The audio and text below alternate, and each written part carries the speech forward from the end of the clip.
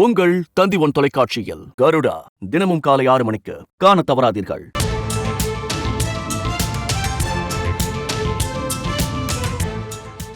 சென்னை ECRல் காரில் சென்ற பெண்களை துரத்திய சம்பவத்தில் கைது செய்யப்பட்ட 4 பேருக்கும் வரும் 14ஆம் தேதி வரை நீதிமன்ற காவல் விதித்து சோழிங்கநல்லூர் மேஜிஸ்ட்ரேட் கார்த்திகேயன் உத்தரவு பிறப்பித்திருக்கிறார். இது பற்றின மேலும் விவரங்களை செய்தியாளர் சாலமன் வழங்கிட கேட்கலாம். சாலமன், வணக்கம். இது தொடர்பான முழு விவரங்கள். ECRல் நள்ளிரவு பகுதியில காரை வைத்துக் கொண்டு பெண்களை துரத்திய விவகாரம் பெரும் சர்ச்சையை ஏற்படுத்திய நிலையில இந்த விவகாரம் தொடர்பாக காணத்தூர் போலீசார் 5 தனிப்படை அமைத்து தீவிரமாக தேடி வந்த, குறிப்பாக 2 கார்களில் 7க்கும் மேற்பட்ட நபர்கள் கட்சி கொடியுடன் வந்த நிலையில இந்த விவகாரம் தொடர்பாக அந்த சம்பந்தப்பட்ட இளைஞர்களை பிடிப்பதற்காக தீவிரமாக காணத்தூர் போலீசார் ஈடுபட்டனர்.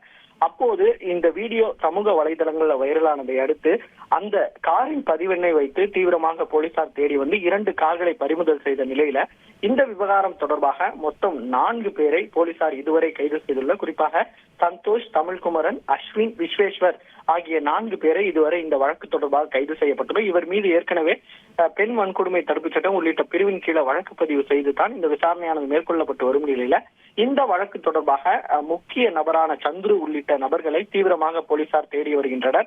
இவர்கள் கொடுத்த தகவலின் அடிப்படையாக வைத்து இந்த விசாரணையானது நடைபெற்று வருகிறது.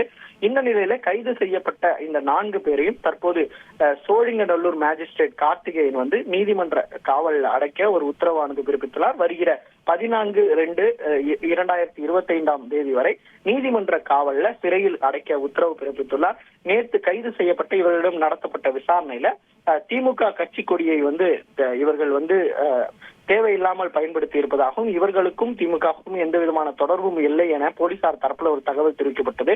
இந்த தோல் போன்ற பிரச்சனைகளை ஈடுபடாமல் இருப்பதற்காக இந்த கட்சி கொடியை பயன்படுத்தி இருப்பதும் இவர்கள் விசாரணையில தெரிவித்துள்ள நிலையில அந்த முக்கிய நபரான சந்துருவை பிடித்த பிறகுதான் என்ன தகவல் என்பது குறித்து முழுதாக தெரிய வரும்.